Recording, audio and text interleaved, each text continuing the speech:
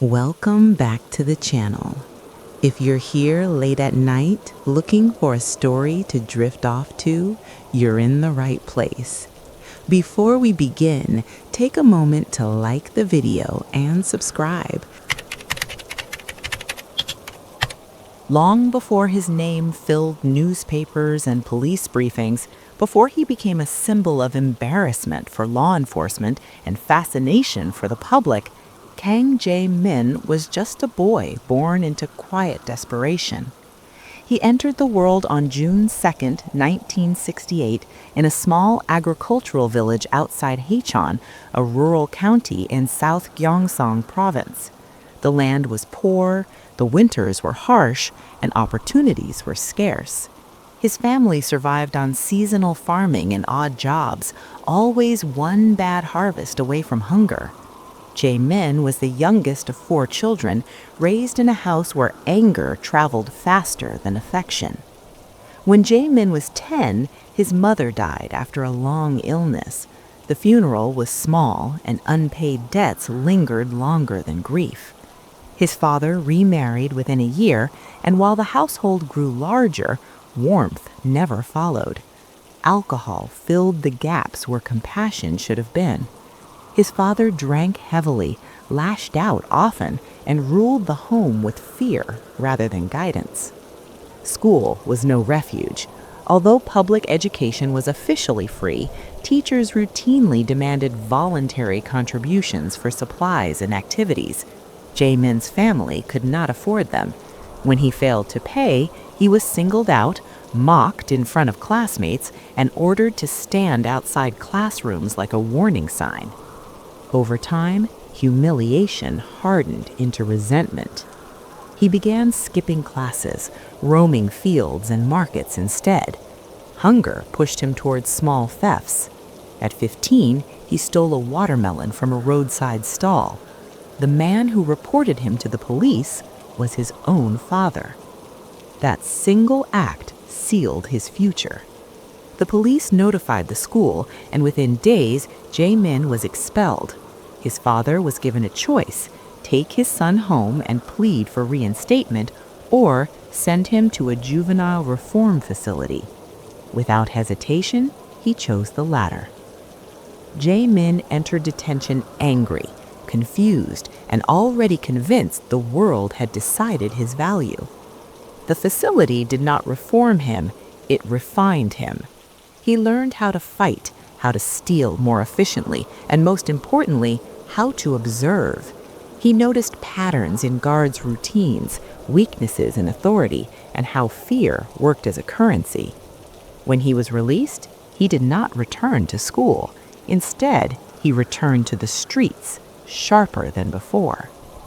By his early 20s, crime was no longer survival, it was identity. In 1990, at age 22, Jae-min left his village with 4 childhood acquaintances and traveled to Daesung, the capital. They planned a simple robbery of a stationery shop. It was supposed to be quick. It wasn't. The owner resisted. One accomplice panicked. Violence followed. The man died days later. The group scattered. Within a week, 4 were arrested. Jae-min disappeared. For 6 months, he lived in abandoned buildings, construction sites, and bus terminals. He was injured during a fall and treated himself with stolen supplies. When he was finally captured, he was thinner, harder, and no longer surprised by loss. At trial, prosecutors acknowledged he had not delivered the fatal blow. It did not matter. Under the law, he was an accomplice to murder. He was sentenced to life imprisonment. Jae-min was transferred to Songdo Maximum Security Prison, a fortress built into bedrock outside Busan-ri, designed to hold inmates deemed impossible to manage elsewhere. The walls were nearly 5 meters high, reinforced with concrete and steel. Surveillance towers overlooked every angle. The facility had never experienced a successful escape. He was placed in cell 26, solitary confinement. The cell was barely wider than his outstretched arms. A narrow bed sat near the door. A toilet was fixed beneath a low ventilation opening sealed by iron bars. Light entered only during inspections.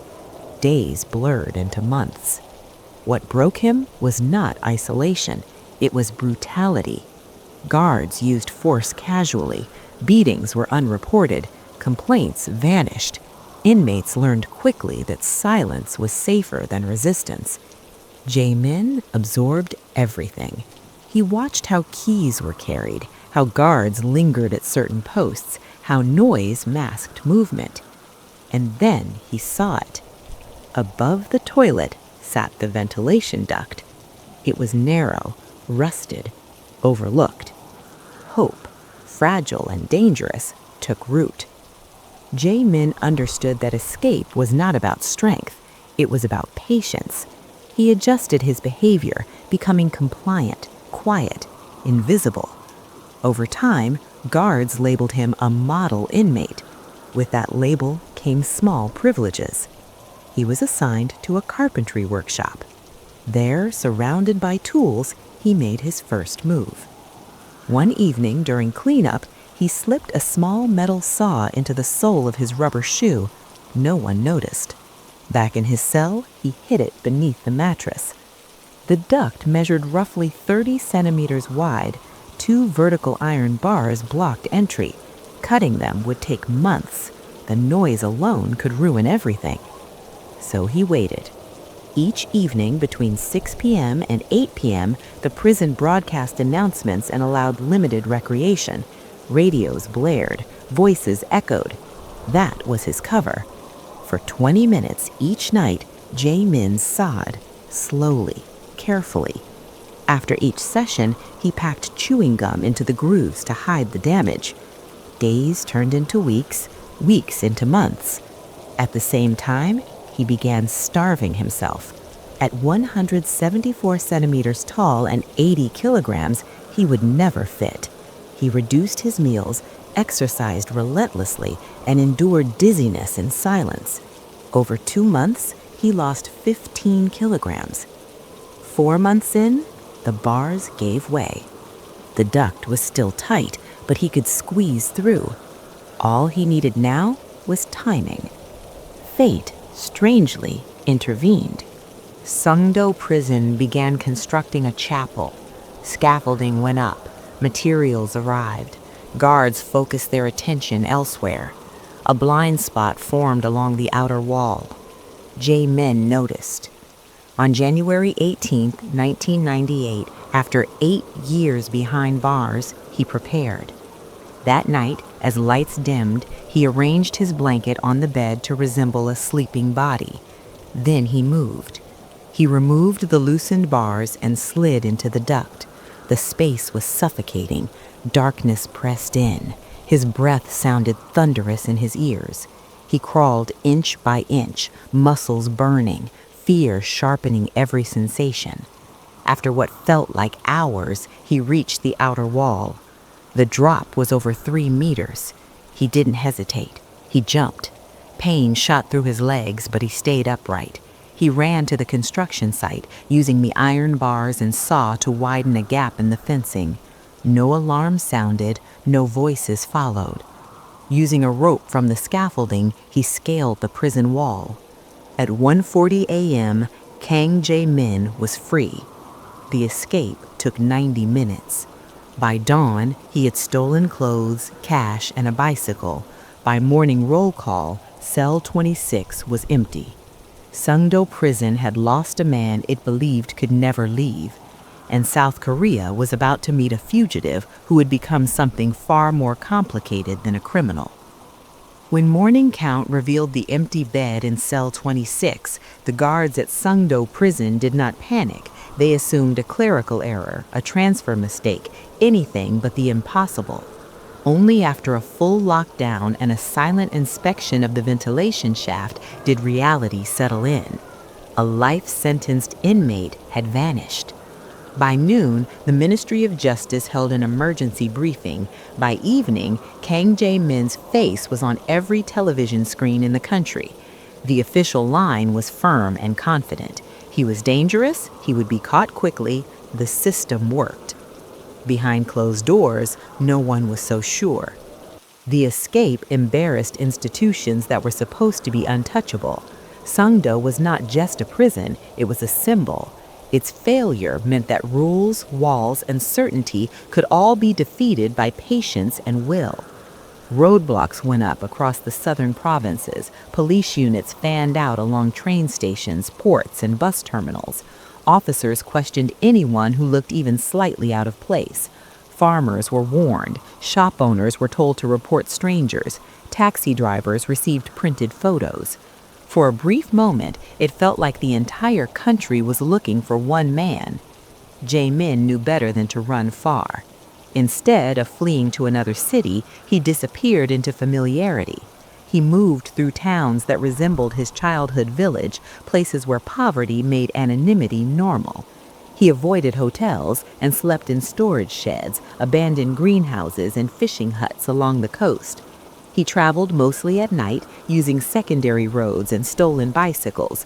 When he needed transportation, he boarded buses only for short stretches, getting off before terminals where police concentrated. What made him hard to catch was not speed, it was restraint. He never stayed in one place more than 2 days. He spoke little. He changed his appearance constantly, shaving his head 1 week, growing it the next, wearing oversized jackets to hide his weight loss scars. He carried no identification. He used no real name. And then something unexpected happened. People began helping him. At first, it was accidental. A farmer who let him sleep in a barn, assuming he was a migrant worker. A restaurant owner who gave him leftover soup without asking questions. A mechanic who accepted cash and never wondered why the man refused to remove his gloves. Then it became intentional. A newspaper published a long feature questioning prison abuse. A former inmate anonymously described beatings and isolation at Sungdo. Another paper followed with an editorial asking whether a man who escaped such conditions was truly the villain. Public opinion fractured. Some still saw Jae-min as a murderer who belonged behind bars. Others saw him as proof that the system punished the weak and protected itself.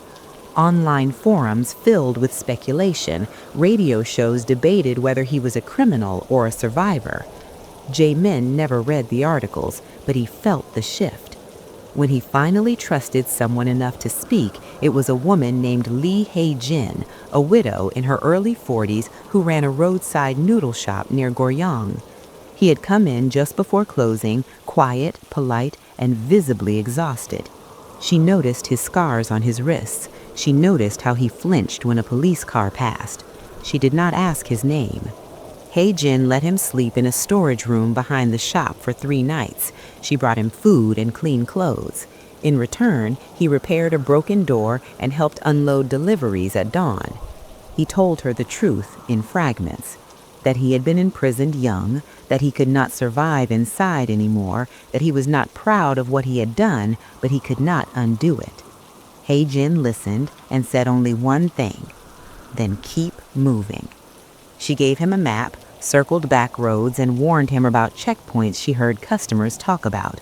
When he left, she refused payment. Her quiet kindness stayed with him long after he disappeared down the road. Police pressure intensified. After 2 weeks with no capture, the National Police Agency formed a special task force. Officers revisited his childhood village, questioned former classmates, even interrogated distant relatives. His father, now elderly and sick, told reporters he wanted his son caught. The statement was meant to close a chapter. Instead, it reopened wounds. A rumor spread that Jae-min had returned home and seen his father from afar. It was never confirmed, but the story caught fire, painting him as a tragic figure wandering the edges of his own life. In late February, police received their first solid lead. A convenience store clerk in Sacheon reported a man matching his description, paying with old bills and leaving on a bicycle. CCTV footage showed a gaunt figure, head down, moving with purpose. Police flooded the area. Jae-min sensed it immediately. Sirens, helicopters, dogs. He abandoned the bicycle, crossed a frozen stream, and climbed into wooded hills he had never seen before. For 2 days, he survived on pine needles, melted frost, and the last bread He-Jin had given him. On the third night, exhausted and delirious, he collapsed in an empty cabin. That cabin belonged to Park Sang-ho, a retired forestry worker who returned unexpectedly after a storm damaged his land.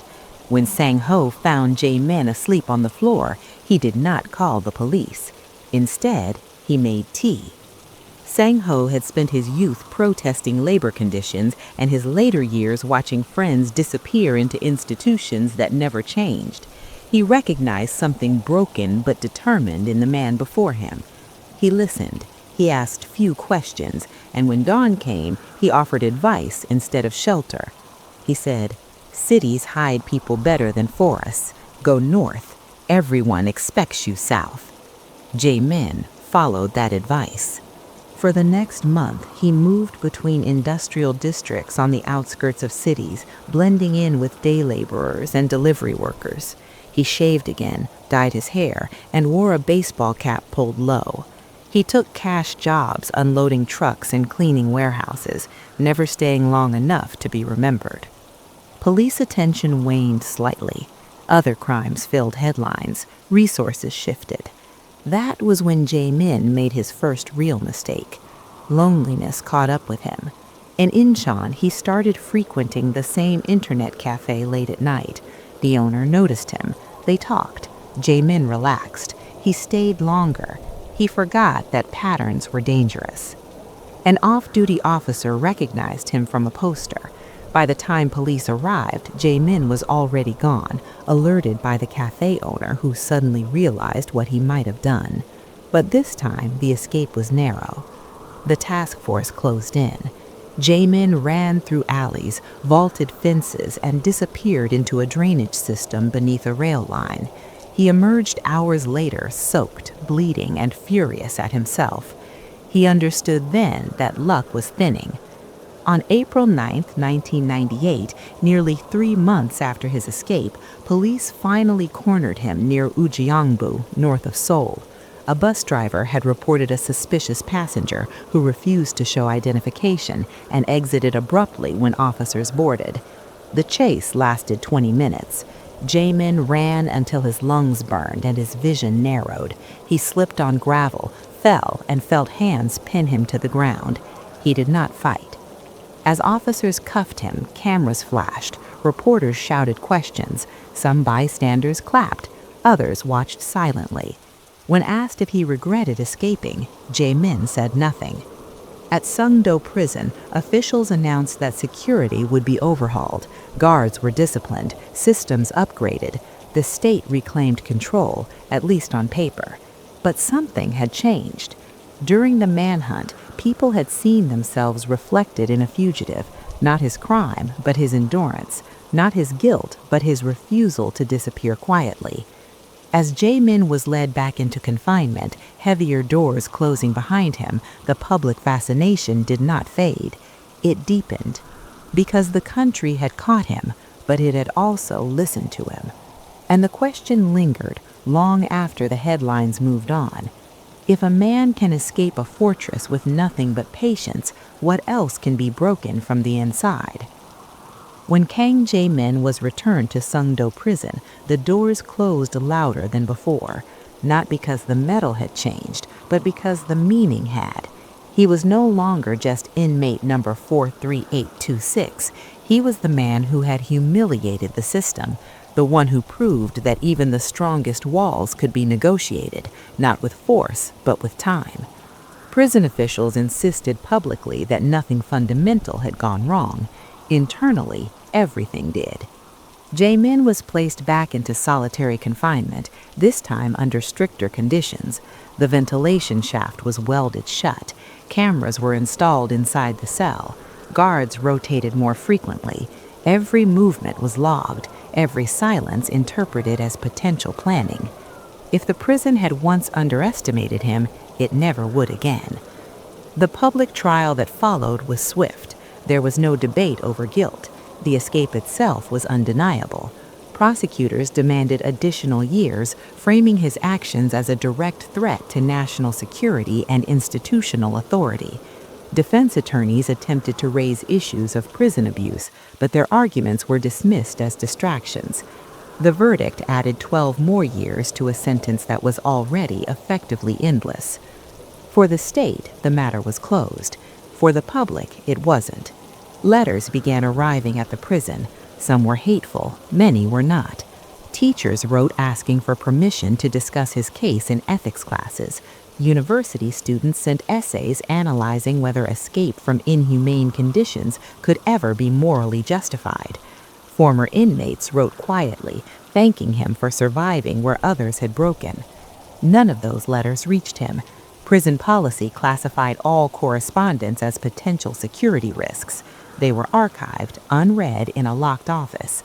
Jae-min knew nothing of his strange second life as a symbol. Inside Sungdaw, time returned to its slow, grinding rhythm. Days were measured by meals and inspections, weeks by haircuts, years by nothing at all. What changed was him. The man who returned was not the same one who had left through the ventilation shaft. During his months on the run, Jae-min had spoken freely for the first time since childhood. He had been seen not as a file or a number, but as a human being with a story. That memory followed him back into confinement like a ghost. At first, it made things harder. He replayed moments endlessly. Hygiene's quiet generosity, Sing-ho's calm advice, the feeling of walking without counting steps or watching shadows. Sleep became fragmented. He woke reaching for freedoms that no longer existed. Then slowly, the memories settled. They became anchors instead of wounds. Jae-min stopped resisting the silence. He began writing. With permission granted under strict supervision, he kept a journal. At first, it was fragmented. Observations about light, routine, the psychology of guards. Over time, it turned inward. He wrote about his mother, about the boy who stole a watermelon, about the night a robbery crossed a line that could never be uncrossed. For the first time, he confronted his own responsibility without the shield of anger. He did not excuse himself. He did not seek absolution. He simply documented the truth as he experienced it. Years passed. In 2005, a former human rights commissioner published a book investigating systemic abuse in South Korean correctional facilities during the 1980s and 1990s. One chapter focused on Sangdo Prison. Though Jae-min was never named directly, the escape was described in detail. The book sparked debate again. This time it reached policymakers. Independent inspections followed. New regulations were drafted. Solitary confinement limits were introduced. Surveillance standards changed. Training programs emphasized de-escalation over punishment. None of it erased the past, but it acknowledged it. Quietly, without ceremony, conditions inside Sangdo improved. Jae-min noticed small things: fewer beatings, more medical checks, guards who spoke instead of shouted. It wasn't kindness, it was restraint, and it mattered. In 2010, after more than 20 years behind bars, Jae-min was transferred out of solitary confinement into a high-security general unit. The decision was framed as administrative. In truth, it was a concession. He had not attempted escape again. He had not incited violence. He had aged. Now in his 40s, his body carried the weight of confinement. Joint pain, poor eyesight, a limp from an untreated injury sustained during his capture.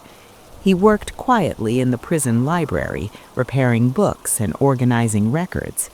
Inmates sought him out, not for protection, but for perspective. He listened more than he spoke. When asked why he never tried to escape again, he gave the same answer every time. Because I already proved what I needed to prove. Outside the walls, the myth of Kang Jae-min continued to evolve. Documentaries framed him as a folk anti-hero. Tabloids exaggerated his intelligence, portraying him as a criminal mastermind rather than a patient observer. Online discussions debated whether he deserved parole, even though his sentence made that legally impossible. Few people asked what he wanted. The answer, if he had been allowed to give it, would have surprised them. He wanted to be forgotten. In 2016, a journalist finally secured permission for a monitored interview. It was brief, every question was vetted, every response recorded. When asked if he felt pride in his escape, Jamin shook his head. "He feels clarity," he said. "Pride belongs to people who win something. I only showed something." "What did you show?" "That systems fail quietly before they fail loudly." The interview aired once. It was never rebroadcast. By his mid-50s, his health declined. He spent more time in the infirmary than the library. His writing slowed. His journal entries became shorter, then sporadic. On November 3, 2023, Kang Jae-min died in custody due to complications from untreated heart disease. The official notice was a paragraph long. No cameras, no public statement. His body was cremated under standard procedure. No family claimed the remains. A prison clerk, unaware of his history, boxed his belongings. One journal was included. It was later misplaced. And just like that, the man disappeared for the final time. What remained was the story, not of an escape, but of endurance. Not of a criminal who outsmarted walls, but of a human being shaped by institutions that never expected to be questioned. His life did not offer redemption in the traditional sense. There was no freedom at the end, no absolution. But it left behind something quieter and more unsettling. Proof that even in the most controlled environments, the human will adapts, observes, learns, waits. And sometimes it forces the world to look at itself, not through violence, but through a narrow ventilation shaft cut patiently night after night until the truth finally had space to breathe. The city of Greyhaven learned to fear silence, not the peaceful kind, but the hollow quiet that followed unanswered questions, the kind that crept in after midnight when streetlights flickered and footsteps echoed too long behind you.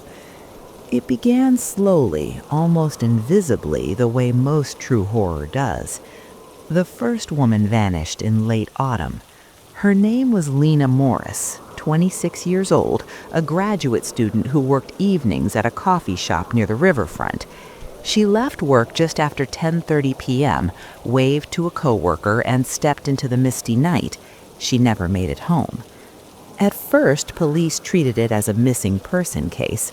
Adults disappear for reasons that have nothing to do with crime. They wait, they collect phone records, they knock on doors. 3 days later, a jogger found Lena's body in an abandoned rail yard. There were no witnesses, no weapon, no sign of a struggle nearby, no usable fingerprints, just a body placed carefully between two rusted freight cars, as if whoever left her there wanted her to be found but not understood. The medical examiner ruled the death a homicide, cause unclear, no obvious trauma that told a clean story. Greyhaven mourned, then tried to move on. 6 weeks later, another woman disappeared, then another. By the time the fourth body was discovered, investigators stopped pretending these were isolated incidents. Someone was hunting.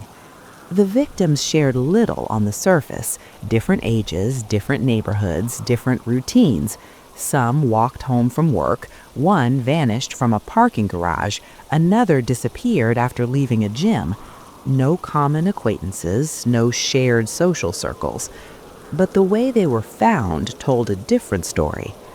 Each body was left in a semi-hidden public place, not buried, not dumped randomly, positioned, almost staged, hands folded, clothing intact, personal items missing, but never the same items.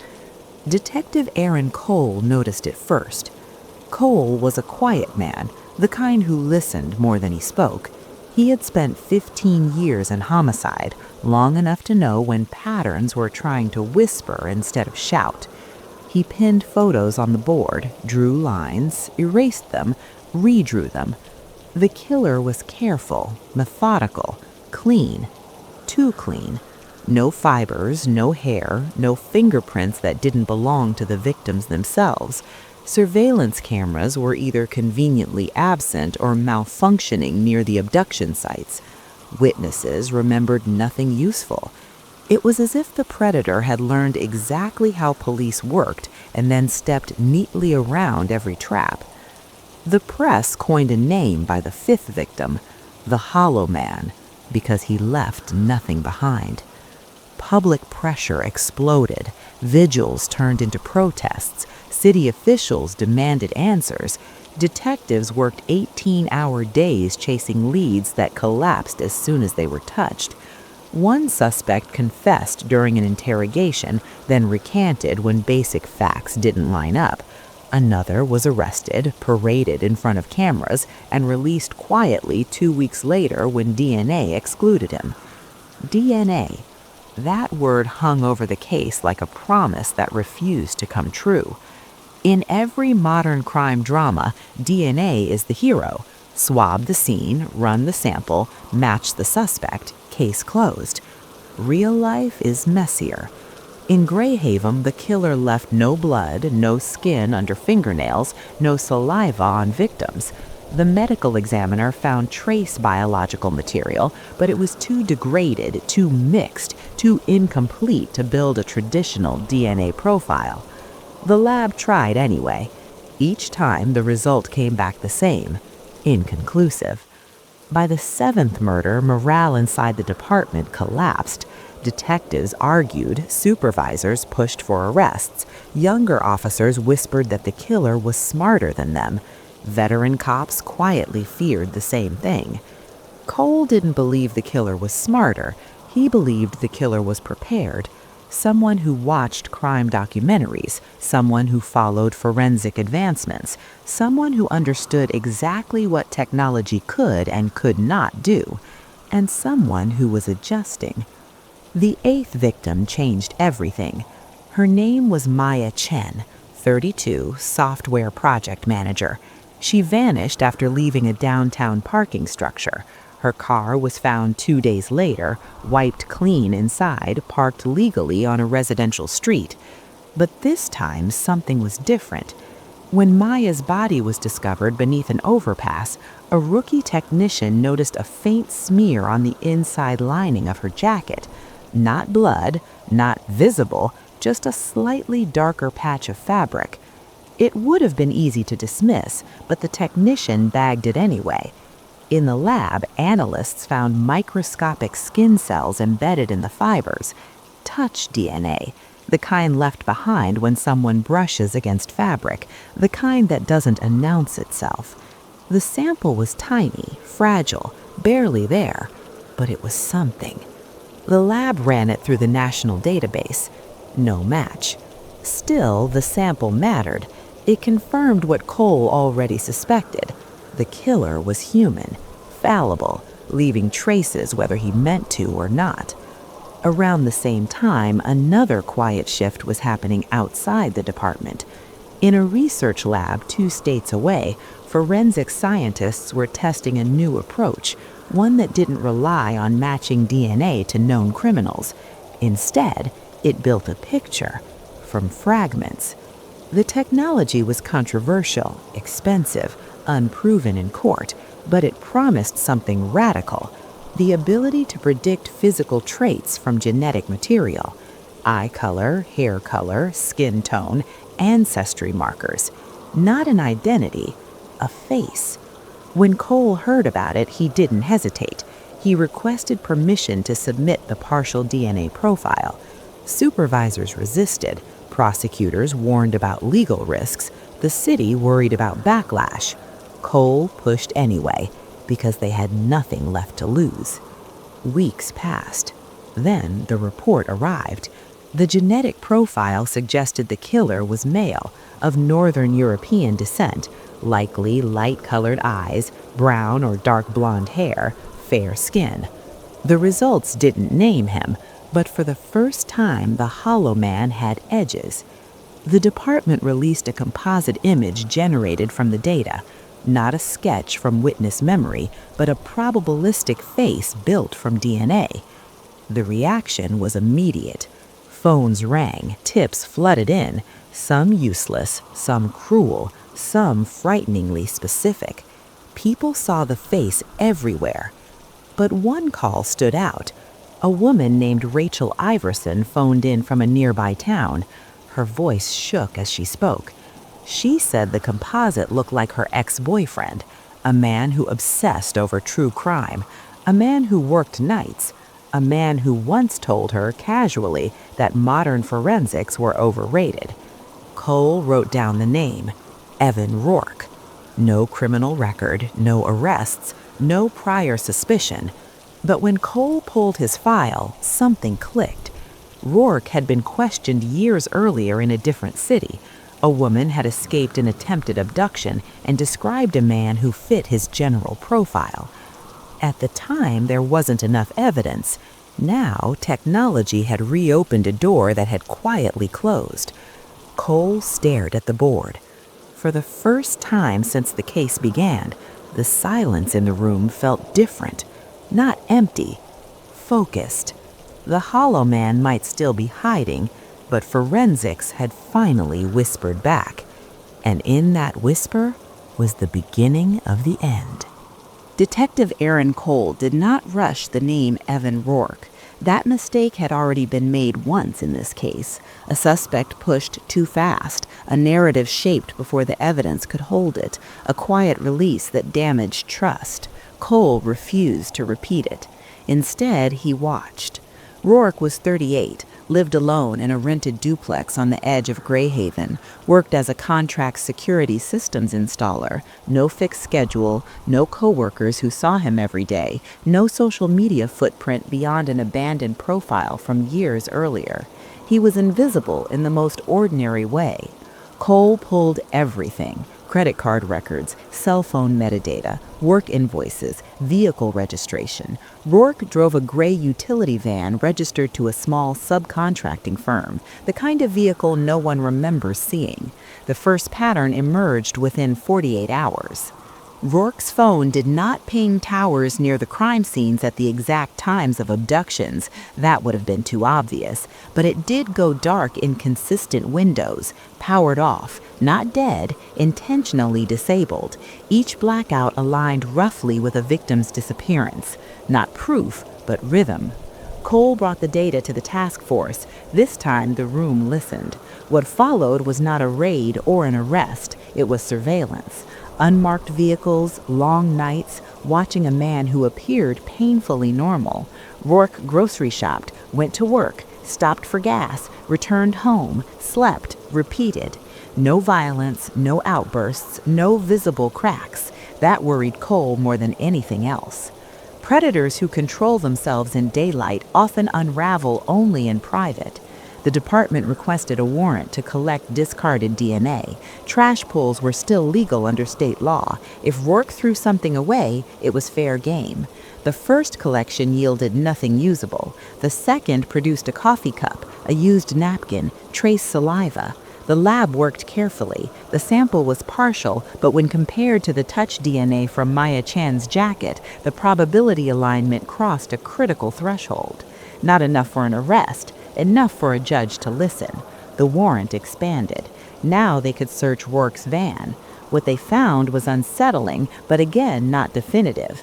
Cleaning supplies, gloves, spare clothing sealed in plastic, a toolkit meticulously organized, a portable GPS unit wiped clean of history, a dash cam with its memory card removed. Everything could be explained. That was the problem. The tech unit was brought in next. Investigators cloned Rourke's hard drives and recovered deleted files. Most were benign: manuals, blueprints, installation logs. Then a forensic analyst found a folder buried deep in unused system space. Inside were screenshots, not of victims, but of news articles. Every major piece written about the Hollow Man killings, annotated, highlighted, time-stamped. Some screenshots included comments typed into the margins. They still think it's DNA. They don't understand transfer. Too focused on blood. This was not a confession, but it was education. The killer had been studying the investigation as it unfolded, adjusting, learning what mistakes not to make. The district attorney hesitated. Interest in crime was not a crime. Cole knew that, but he also knew something else. Serial offenders escalate when they feel untouchable. 2 weeks later, a ninth woman vanished. Her name was Alana Pierce. This time, the department acted differently. Instead of waiting for a body, they tracked the last known data points aggressively. Traffic cameras, toll readers, private security footage scraped from dozens of sources. A new algorithm had just been deployed by the state. It stitched together vehicle movement across disparate systems, not in real time, but close. Rourke's van appeared on the map, not at the abduction site, but nearby, then again farther out, then near a rural service road that led into protected wetlands. Search teams moved in within hours. They found Alana alive. She was unconscious, hypothermic, barely breathing, but alive. Her survival cracked the case open. At the hospital, Alana could not identify her attacker visually. She had been approached from behind, overpowered quickly, her memory fractured by trauma.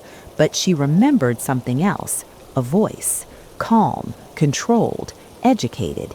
He spoke about mistakes, about how people panic when they think they're trapped, about how most evidence comes from panic, not violence. And one detail changed everything. She said he wore a wrist device, not a watch, something bulkier.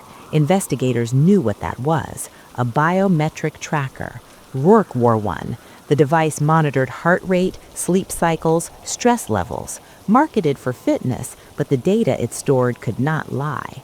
With a new warrant, forensic analysts accessed the tracker's cloud backup. They overlaid its data with the timeline of crimes. Spikes appeared. Not random, adrenaline surges during each abduction window, calm plateaus afterward, sleep logged within an hour of each killing.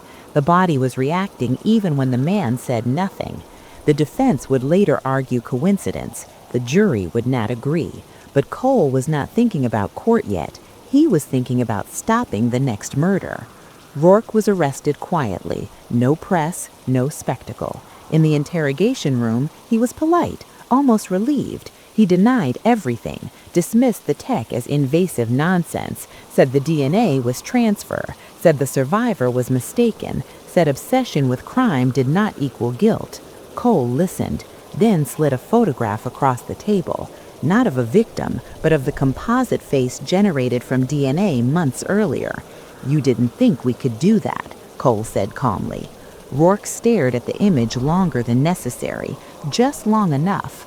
That pause became the moment prosecutors would replay again and again. Forensics did not break him in one dramatic reveal. It boxed him in, layer by layer. Touch DNA, behavioral patterns, biometric data, digital footprints. No single piece was enough alone. Together they formed a cage. The Hollow Man had spent years erasing himself. Technology rebuilt him. Outside the interrogation room, Cole finally allowed himself to breathe. They had not just caught a man, they had proven something bigger. That the age of leaving nothing behind was ending, and predators who believed they understood the limits of science were about to learn how wrong they were. The trial of Evan Rourke did not begin with drama. There were no outbursts, no confessions leaked to the press, no families screaming in the hallway. Instead, the courtroom felt clinical, almost sterile, as if the case itself had stripped emotion away and replaced it with data. That was exactly what the defense planned to exploit. From the opening statement, Rourke's attorneys framed the prosecution's case as a dangerous experiment. They warned the jury about science moving faster than certainty, about algorithms replacing eyewitnesses, about a man's life hanging on probabilities and patterns rather than proof. They said the state had chased a theory until technology bent to fit it. Detective Aaron Cole listened without reaction. He had expected this. The prosecution did not argue emotion, they argued accumulation. They called the forensic analysts first. The jury learned how touch DNA works, how skin cells transfer without notice, how the sample from Maya Chin's jacket was too small to identify a name, but strong enough to exclude millions of others. They explained likelihood ratios, statistical weight, why absence of traditional DNA did not mean absence of contact. The defense cross-examined aggressively. Could the DNA have come from a handshake days earlier? Possibly. From public transit? In theory. From shared airspace? Unlikely, but not impossible. The analysts never claimed certainty, they claimed probability. Then came the genetic phenotyping expert. The courtroom shifted. Jurors leaned forward as the expert explained how fragments of DNA can reveal traits, not identity, but features, how the composite image released months earlier had not been based on witnesses or guesses, but on inherited markers. The defense attacked the method as biased. The expert responded calmly. The DNA does not know race, class, or reputation. It expresses chemistry. Next came the digital forensic team. They walked the jury through deleted files, metadata, timestamps, how screenshots of crime coverage had been archived in obscure system spaces, how comments had been typed, saved, erased, but not destroyed.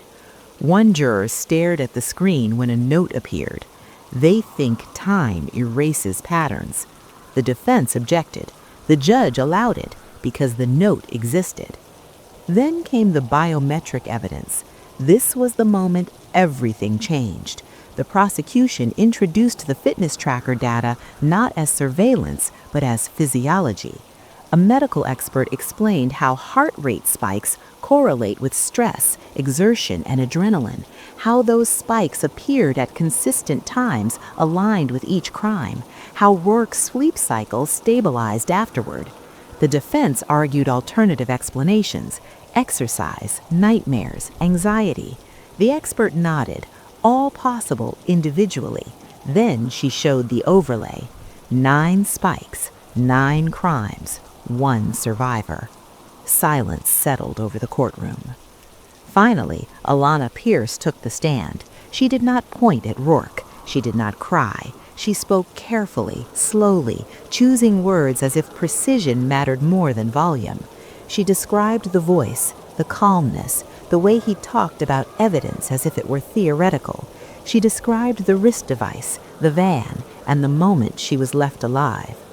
"Why do you think he didn't kill you?" the prosecutor asked. Alana paused. "Because he thought he was done," she said. "I think he believed no one would ever find him." The defense tried to dismantle her memory. Trauma distorts recall. Fear fills gaps. But the jury saw something else: consistency. The defense rested without calling Rourke to the stand. They didn't need his words. They wanted doubt.